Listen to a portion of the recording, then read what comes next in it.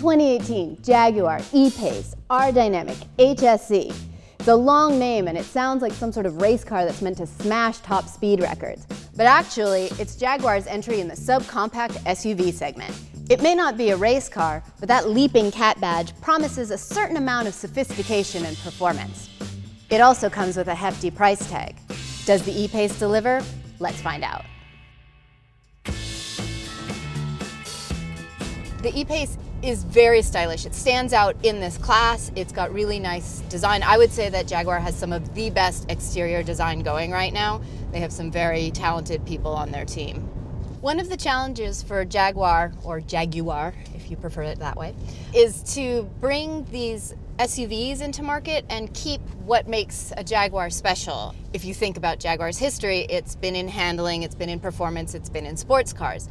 And you can make an SUV sporty, but you also need to keep it attractive for the reasons that people buy SUVs. Those are not always exactly the same as a sports car. If I had to use one word to describe the E-Pace's driving experience, it would be neutral, which I understand is not a very exciting word, but you just want to be able to trust that it's going to do anything that you ask it to do, and then know that maybe when you come out to the parking lot and you see it there, you're going to be like, oh, it's cute. The E-Pace engine is the 2-liter, and you have two versions of that. At the base model, I think it's about 250 horsepower, and this one, the Dynamic, has almost 300 horsepower. I think it's 296. And that's pretty impressive for a 4-cylinder turbo, although it is not the highest rated engine in this class of car. In sort of city driving, it feels really quick because it gives you a lot immediately with a small throttle input.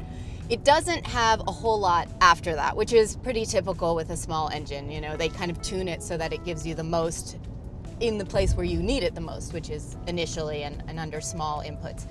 What that means for you in terms of actually driving is that in city traffic and you want to change lanes and you need to speed up a little bit because you can see someone's coming, you will not have any problem doing that. You also won't have any problem merging into traffic off of an on-ramp. However, if you say are in a right lane on the freeway and you get stuck, like a backup on an off-ramp, and you would like to get over a lane, but that lane is going freeway speeds and you're stopped, you're going to be a little disappointed in this. You're going to need to leave some space. The 2-liter is backed by a 9-speed transmission, which I think is really nicely matched to this car. It doesn't search for gears. You don't really notice it at all, which is exactly how a transmission should be. It's not super tunable. I mean, some of the other Jaguars have different settings that you can use to change the shifts, and I'm in the sport transmission mode right now, and I don't really notice any difference from just the regular driving mode.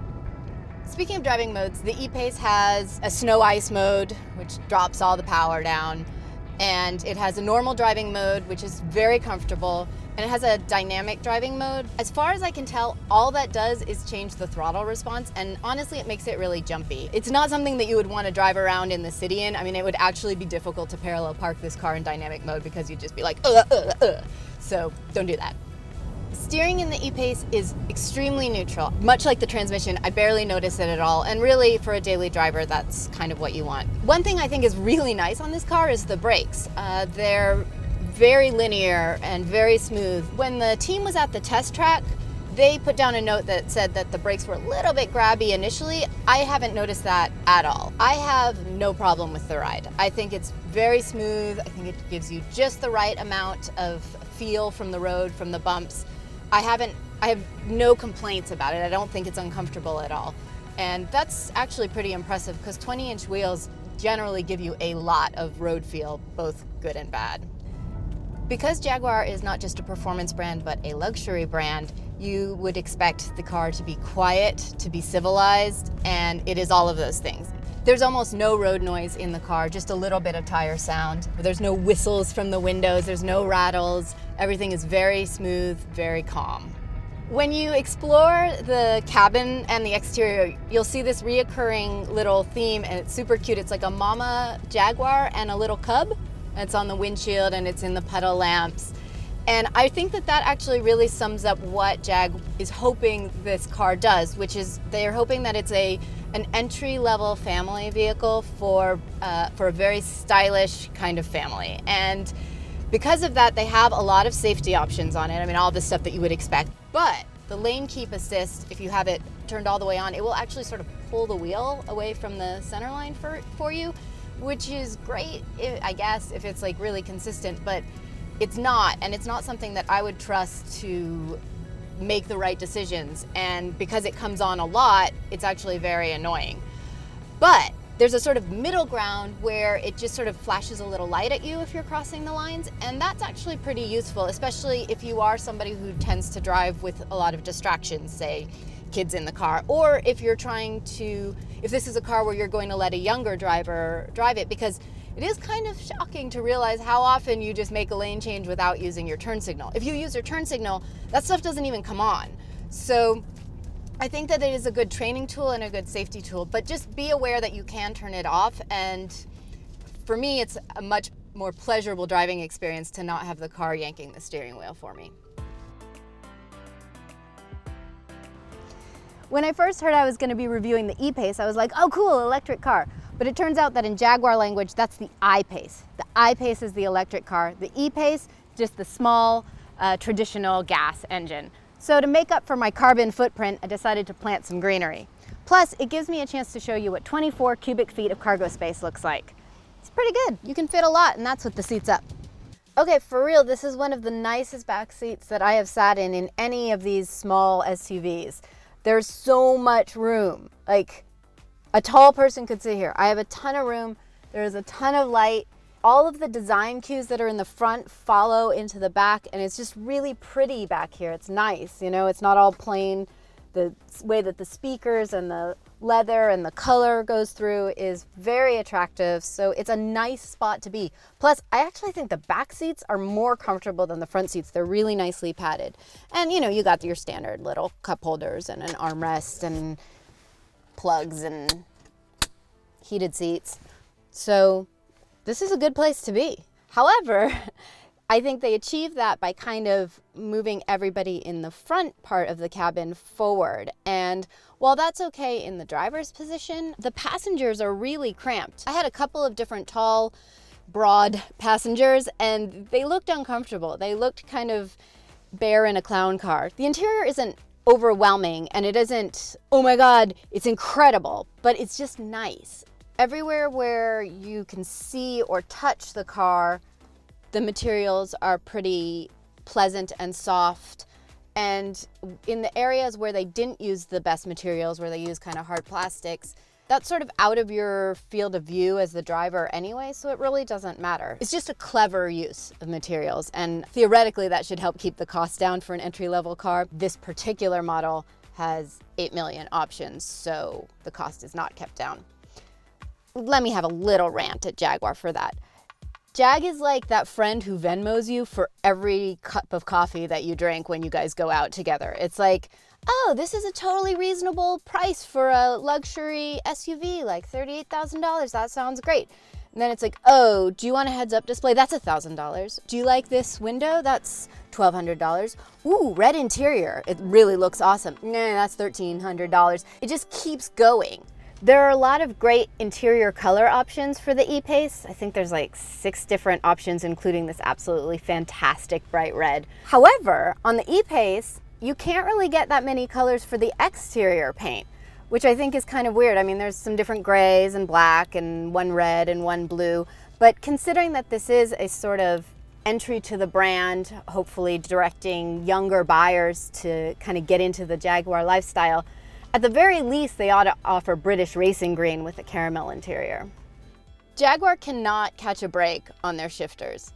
I don't like the little round dial shifter, and I don't like this shifter, which looks fine. I like the way it looks, but it's got this button here, and so it's like reverse is button in and forward, drive is button in and back. If you don't, you just end up in neutral. You can move it, does nothing. Park is a button. If you own the car and you drive the car, it will not bother you. You will get used to it. But the second that you let someone else drive the car, they will go insane and you will have to lock them up because they will not be able to figure it out. You just want certain things to be the same no matter what car you're in. I think that Jaguar's screen display is very pretty. It's full color. I like the sort of long landscape view. It makes a lot of sense. Both passenger and driver can see what's on the screen. There's not a whole lot to do in it, even though it looks like there is. It doesn't have Apple CarPlay. You can't hook an Android to it. It'll read through a cable or Bluetooth, but it's a little on and off. I mean, every once in a while when I had my phone playing music, it would just be like, nope, no more Lana Del Rey for you. We're just not gonna connect. Okay, fine. You're the boss, Jag. For such a small car, the E-Pace has a lot of storage space. This little phone pad here, which also has a cool little Jaguar print on it, is really nicely placed. My phone did not slide out of it. Sometimes they're kind of too flat and your phone slides away. And different size cup holders. You can put a coffee cup with a handle in. There's actually, while it isn't very big, the console is pretty deep, so you can really fit stuff in there. And it has a whole bunch of different USBs, micro 12 volt, and stuff in the back, which I believe is also an option. I think you get like one standard or two standard, but if you want all of the different plugs for everybody, then you've got to pay more money again. One thing that I always look for when I get in a car is, where can I put my purse if someone's sitting in the passenger seat? And this car has plenty of space on the side of the seat here, so I can put it here, I could put it here, and obviously I can put it in the back seat. But I think that that's nice because that isn't always the case, and those of you who carry a purse know what I'm talking about. The Jag is very distinctive. Somebody would recognize it. You would be able to find it in the parking lot immediately. You wouldn't sort of walk up to the wrong car. Where the Jaguar has a little bit of an issue is it is very expensive. It doesn't start that high, but it ramps up like crazy. Like, this car is $62,000. If you were comparing it only to its sibling, the F-Pace has a little bit more space, but I think that actually the E-Pace is more stylish. So there isn't like an exact matchup with other cars that are compact SUVs. So I think this is a little bit bigger than, say, the Q3. It's a little bit smaller than the Q5. It's a little bit smaller than the Alfa Romeo Stelvio, which I think is a very pretty car and might sort of be considered a competitor to this in terms of being a standout, stylish SUV. I did some playing around on the Jaguar site and the configurator, and you can definitely start dropping options and get a very nicely optioned version of this car, but not with all the bells and whistles, for in the mid-50s, which I think is slightly more reasonable. In the end, I really liked driving the Jaguar E-Pace. I thought it was a very well-balanced car. It was just quick enough. I think the styling's fantastic, and the interior was both comfortable and it looked good. From a financial viewpoint, the Jaguar is not the most sensible choice. It already starts at a high price, and it just goes up, up, up the more options that you add. However, if you want to stand out in a parking lot full of Volvos, Audis, and BMWs, the Jaguar is the way to do it. If you want to learn more about the Jaguar E-Pace and its competitors, check out our review at Edmunds. And make sure you hit subscribe for more videos like this.